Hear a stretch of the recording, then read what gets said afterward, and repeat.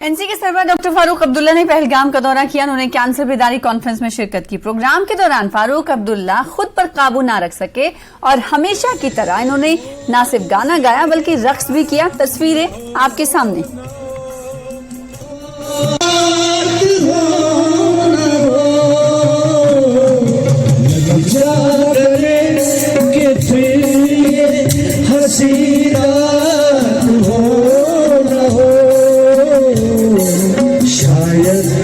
जन्म में मुलाकात हो न हो,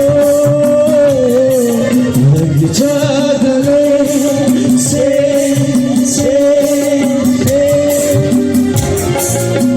जी भर के देख लीजिए हमको करीब से।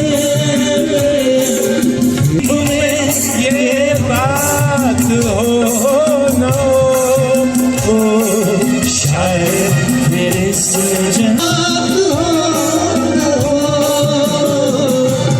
लग जा गले के फिर ऐसी रात हो न हो,